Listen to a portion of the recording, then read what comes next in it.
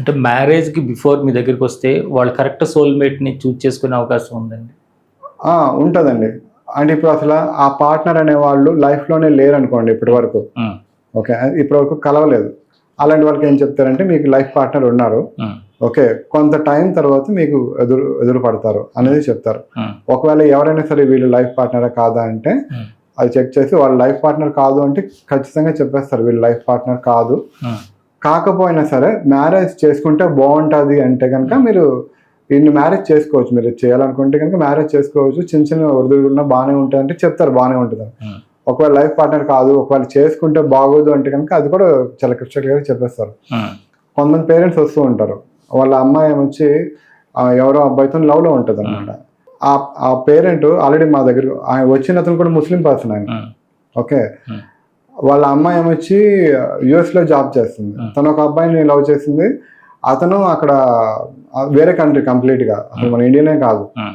Okay, so astrology పరంగా ఆయన already చూపించారు, వాళ్ళిద్దరికి అస్సలు ఏమి పడట్లేదు.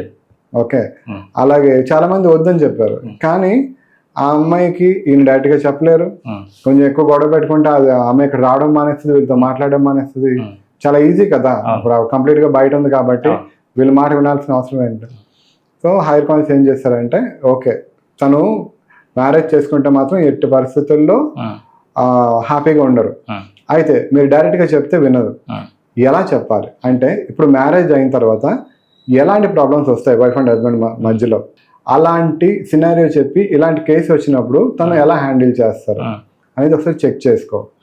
ఇలాంటి కేసులోని మళ్ళీ గొడవలు వచ్చే ఛాన్స్ ఉంటాయి. అలాంటి కేసు వచ్చినప్పుడు ఎలా హ్యాండిల్ చేస్తాడు అనేది చెక్ చేసుకో అని ఇలా మల్టిపుల్ కొన్ని ఎగ్జాంపుల్స్ ఇచ్చి ఈ కేసెస్లో తను ఎలా ఉంటాడో అనేది చెక్ చేసుకోమని చెప్పండి. ఎందుకంటే మ్యారేజ్ చేసుకున్న తర్వాత అది ఆ బంధం అనేది లైఫ్ లాంగ్ ఉండాలి కాబట్టి సో ఇవన్నీ చెక్ చేసుకోవడం చాలా ఇంపార్టెంట్ అని మీరు ఆమెకు చెప్పండి. మీరు నో అని చెప్పకండి. అలాగా అమ్మా, ఓకే సరే, అయితే జనరల్గా ఇలా జరుగుతూ ఉంటుంది, ఇది నువ్వు చెక్ చేయి ఆ అబ్బాయి పాయింట్, ఇలా చెక్ చేయాలి ఒక 3 కేసెస్ చెప్పారు. అలాగే వాళ్ళిద్దరి మధ్యలో మనస్పర్ధలు వచ్చి వాళ్ళు విడిపోయేటట్టుగా కొన్ని రూట్స్ కూడా క్రియేట్ చేయడం జరిగింది. ఎందుకంటే ఆ లైఫ్ క్రియేట్ అయినా సరే వాళ్ళకి హ్యాపీగా ఉండదు, పేరెంట్స్కి హ్యాపీగా ఉండదు. ఇప్పుడు పేరెంట్స్కి ఆల్రెడీ ఉన్న ప్రాబ్లమ్స్ సరిపోక యాక్చువల్గా ఆయన నా దగ్గరకు వచ్చింది ఫైనాన్షియల్ ప్రాబ్లమ్స్ అనమాట. సార్ నాకు బిజినెస్ అయిపోయింది, ఎలాగంటే ఆయనకు వచ్చిన పాస్ట్ లైఫ్ ఫైనాన్షియల్ సంబంధించింది వచ్చింది, అంతా జరిగింది. లాస్ట్ క్వశ్చన్గా ఈ క్వశ్చన్ అడిగారు, మరి మా అమ్మాయి పరిస్థితి ఏంటండి అని చెప్పారు. ఇది అసలు మెయిన్ అయిపోయింది ఇప్పుడు ఆయనకి. ఓకే, ఇది మెయిన్ అయింది, కానీ ఇది చాలా ఇంపార్టెంట్. ఫైనాన్షియల్గా ఈ రోజు కాకపోతే రేపో తర్వాత ఎప్పుడో ఒకప్పుడు దాన్ని బయటపడవచ్చు, ఒక 6 monthsకో 1 yearకో. ఓకే, కానీ ఒక జీవితం ఒక సైడ్ ట్రాక్ వెళ్ళిపోయి ఆమె చాలా సఫర్ అయ్యి మళ్ళీ అందులోంచి బయటకు వచ్చి మళ్ళీ అందులోంచి కోలుకొని మళ్ళీ ఇంకో లైఫ్ అంటే ఇంకో మ్యారేజ్ చేసుకోవడం, అంతవరకు వీళ్ళు సఫర్ అవ్వడం, ఇదంతా చాలా అన్నెసరీ థింగ్స్ కదా. సో ఈ గైడెన్స్ అది ఇచ్చి వాళ్ళని సెట్ చేయడం కోసం ప్రయత్నం చేయడం జరిగింది. అది ఇంకా ప్రాసెస్లో ఉంది. ఆన్లైన్ సెషన్ మీరు చేసేటప్పుడు అక్కడ వాళ్ళకి ఎవరైనా సపోర్ట్ సిస్టమ్ ఉండాలండి, లేదంటే సింగిల్గా తీసేసుకోవడం? అంటే మేము 2 రకాలుగా ఉంటామండి. ఎవరైనా సపోర్ట్ చేసే వాళ్ళు ఉంటే కనుక ఎలాంటి జాగ్రత్తలు తీసుకోవాలి, వాళ్ళ ఫోన్ నెంబర్స్ తీసుకోవడం అన్నీ మేము చేస్తాం. ఒకవేళ సపోర్ట్ ఎవరో లేకపోయినా సరే ఎలా చేసుకోవచ్చు అనేది మేము ఇన్స్ట్రక్షన్స్ ఇస్తాం అనమాట.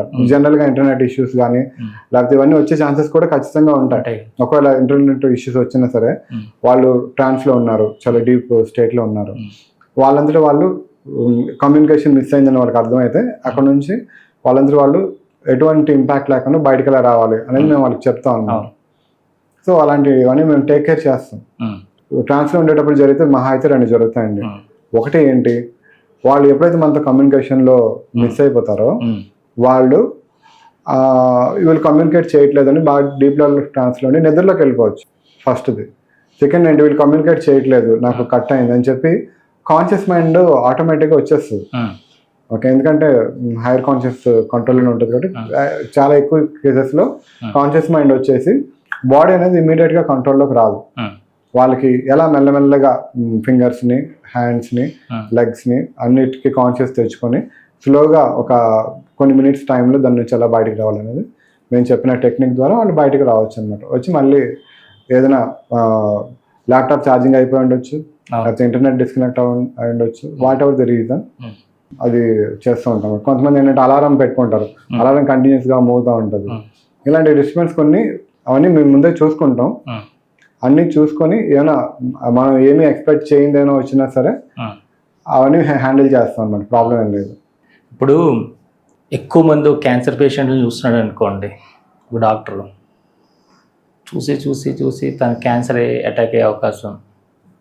ఎందుకంటే మొన్న ఒకసారి ఒక స్టోరీ చదివా, కేరళలో ఎక్కువ హార్ట్ ఆపరేషన్ చేసినటువంటి సర్జన్ ఎవరైతే ఉన్నారో తను హార్ట్ అటాక్తోనే పోయాడు. ఇట్లా మీరు ఎంతో మందికి సంబంధించినటువంటి రిలేషన్షిప్ సంబంధించినటువంటి ఇవన్నీ చూస్తున్నప్పుడు నా ఎస్సీఏకి ఎందుకు వచ్చినాయి, ఇవి నాకు ఏమి నేర్పించడానికి వచ్చినాయని ఆలోచిస్తారా?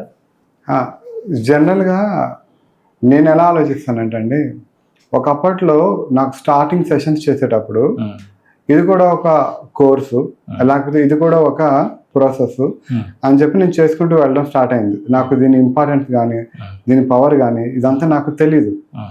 ఓకే, అప్పట్లో ఏం చెప్పేవాళ్ళంటే హైయర్ కాన్స్ వచ్చినప్పుడు ఇది ఎంత పవర్ఫుల్లో నీకు తెలీదు, దీని ద్వారా ఎంతమందికి హెల్ప్ చేస్తావు అది పక్కన పెడితే ఒక్కొక్క సెషన్ ఎంత వాల్యుబుల్ అంటే దీనికి ₹1 కోటి పే చేసినా సరే అది ఈక్వలెంట్ కాదు. అంత పెద్ద పెద్ద ప్రాబ్లమ్స్ ఫ్యూచర్లో సాల్వ్ చేయబోతున్నాం అని చెప్తే నేను నవ్వుకునేవాడిని అనమాట. ఏముంది అంత పెద్ద ప్రాబ్లమ్స్ ఏముంటాయి జనాలకి, లేకపోతే నిజంగా అంత వాల్యూ ఉందా అనేది నాకు అప్పుడు తెలియదు. ఎప్పుడైతే నేను సెషన్స్ చేస్తూ ఉంటే చాలా చాలా పెద్ద ప్రాబ్లమ్స్తో వచ్చిన వాళ్ళు అవన్నీ ఫేస్ చేసాం అనమాట. పెద్ద పెద్ద రిలేషన్షిప్ ప్రాబ్లమ్స్, అసలు ఇలాంటి ప్రాబ్లం కూడా ఉంటుందా అనేది కూడా ఆలోచించినంత పెద్ద పెద్ద ప్రాబ్లమ్స్తో వచ్చిన వాళ్ళ ప్రాబ్లమ్స్ సాల్వ్ అవ్వడం అవన్నీ ఈ 11 yearsలో చాలా జరిగిందండి. ఓకే, అయితే నాకు ఇది పర్సనల్గా నాకేమర్థమైందంటే, ఇప్పుడు ఒక సోల్ అనేది మళ్ళీ మళ్ళీ జన్మలెత్తి ఎందుకు లైఫ్ తీసుకుంటుందంటే లైఫ్ లెసన్ నేర్చుకోవడానికి. ఇలా నేను లైఫ్లో ఉంటే నేను ఏం నేర్చుకోవచ్చు, ఇలా నేను ఉంటే నేను ఏం నేర్చుకోవచ్చు, ఇలా ఉంటే ఏం నేర్చుకోవచ్చు అని డిఫరెంట్ లైఫ్స్ అన్ని తీసుకొని ఆ లైఫ్ ఎక్స్పీరియన్స్ అన్ని నేర్చుకుని తను గ్రో అవుతూ వస్తుంది. ఓకే, అయితే నాకు లేకపోతే నా సెషన్స్ని ఫాలో అయ్యే వాళ్ళు ఎవరైతే రెగ్యులర్గా నేను చేసే వీడియోస్ని చూస్తూ ఈ సెషన్లో ఇలా జరిగింది, ఈ ప్రాబ్లం ఉంటే ఇలా సాల్వ్ అవుతుంది, ఈ ప్రాబ్లం ఉంటే ఇలా సఫర్ అవుతున్నారు, ఇలాంటి సఫరింగ్ వస్తుంది, ఇవన్నీ ఎప్పుడైతే తెలుసుకుంటామో ఒక కంప్లీట్ ప్యాక్ ఆఫ్ నాలెడ్జ్ అనేది వస్తుందండి. ఇప్పుడు నేను అనుకుంటున్నాను పర్సనల్గా మళ్ళీ నా సోల్ అనేది మళ్ళీ ఇది సేమ్ ప్రాబ్లమ్స్తో సఫర్ అవడం కోసం వెళ్ళక్కర్లే. ఎందుకంటే అలాంటి ప్రాబ్లమ్స్ వస్తే ఎలాంటి సఫరింగ్ ఉంటుందని నేను అర్థం చేసుకోగలిగాను. ఎందుకంటే వాళ్ళు సఫరింగ్ని నేను ప్రాక్టికల్గా చూస్తూ ఆ పాస్ట్ లైఫ్లో నేను కూడా ఇన్వాల్వ్ అవుతూ ఉన్నాను కాబట్టి చాలా ఎక్కువ నాలెడ్జ్ గెయినింగ్ అనేది ఉంటుంది అనమాట. ఓకే, సో అలాగే ఇవన్నీ తెలుసుకోవడం వల్ల నేను కొన్ని లైఫ్స్ని మళ్ళీ ఎత్తకుండా ఒక ముక్తికి చాలా తొందరగా వెళ్ళొచ్చేమో అనేది నాకు ఇప్పుడిప్పుడే అర్థం అవుతుంది అనమాట. సో ఆ రకంగా నాకు ఇది ఉపయోగపడుతున్నాయి అనేది తెలుస్తుంది. అలాగే నేను కూడా ఫ్యామిలీలో ఉన్నాను, నేను కూడా మా వైఫ్తోని గొడవలు వస్తూ ఉంటాయి. గొడవలు వచ్చేటప్పుడు మా ఆవిడ ఏం చెప్తూ ఉంటుందంటే, తను స్పిరిచువల్ కాదు, తను ఈ సెషన్స్ అన్నింటిలో ఇన్వాల్వ్ అవుతూ ఉంటుంది కానీ మెడిటేషన్స్ చేయదు, లేకపోతే స్పిరిచువల్గా ఏం చేయదు. తను ఒక సాఫ్ట్వేర్ ఇంజనీర్గా తను హ్యాపీగా తన లైఫ్ లీడ్ చేస్తుంది, చాలా happy person. Okay, fast name పెట్టుకోకుండా ఏమైనా చిన్న చిన్న గొడవలు వచ్చాయి అనుకోండి, సో నేను ఇప్పుడు అడ్వాన్స్ లెవెల్లో నేను నా ప్రాబ్లమ్ని సాల్వ్ చేసుకోగలుగుతున్నాను అనమాట. అలాగే మా పిల్లల విషయంలో కూడా కొంచెం అడ్వాన్స్ లెవెల్లో ఆలోచించి చేయడం అనేది నాకు పర్సనల్గా చాలా హెల్ప్ అయింది. ఈ సెషన్స్ చూసేవాళ్ళు లేకపోతే నేను చేసే ఈ ప్రాబ్లంకి ఇలా అయింది అని ఇలాంటి ఎందుకు వస్తాయి తెలుస్తుంది, మెయిన్ ఎందుకు వస్తుంది అనేది తెలుస్తుంది, దానికి సొల్యూషన్ కూడా కొంతవరకు తెలుస్తుంది. కాబట్టి వాళ్ళకు కూడా కొంత లెర్నింగ్ అనేది ఉంటుంది. ఇప్పుడు ఫర్ ఎగ్జాంపుల్ ఇప్పుడు కంప్యూటర్స్ కానీ మ్యాథ్స్ కానీ సైన్స్ కానీ ఏం తీసుకున్నా సరే ఎవరో ఒకరు వాళ్ళ ఎక్స్పీరియన్స్లో ఇదంతా గెయిన్ చేసుకుంటూ వచ్చి ఇక్కడ వరకు చేశారు. దీని తర్వాత నెక్స్ట్ లెవెల్కి వాళ్ళు వెళ్తారు కదా. సో ఇప్పుడు కొత్తగా వచ్చే వాళ్ళు ఏంటి, ఇదంతటిని ఒక బుక్లో చదివేసుకొని నేర్చేసుకొని అక్కడ నుంచి నెక్స్ట్ లెవెల్కి వెళ్ళిపోవచ్చు కదా. ఇప్పుడు కంప్యూటర్లో ఆల్రెడీ మనకి విండోస్ వచ్చేసింది, సాఫ్ట్వేర్లు వచ్చేసాయి, దీని తర్వాత నెక్స్ట్ ఏఐ వచ్చింది. ఇప్పుడు వచ్చేవాళ్ళు ఏఐ మీద వర్క్ చేస్తారు కానీ మళ్ళీ ఆపరేటింగ్ సిస్టమ్ డిజైన్ చేయరు కదా. ఓకే, అలాగే ఇవన్నీ తెలుసుకున్నాం అనుకోండి, మళ్ళీ తెలుసుకున్న వాళ్ళందరూ మళ్ళీ ఆ లైఫ్ తీసుకోక్కర్లే. ఓకే, సో ముక్తికి ఇది ఒక షార్ట్ కట్ లాగా పనిచేస్తుందేమో అని నాకు ఒక గట్టి నమ్మకం అనమాట.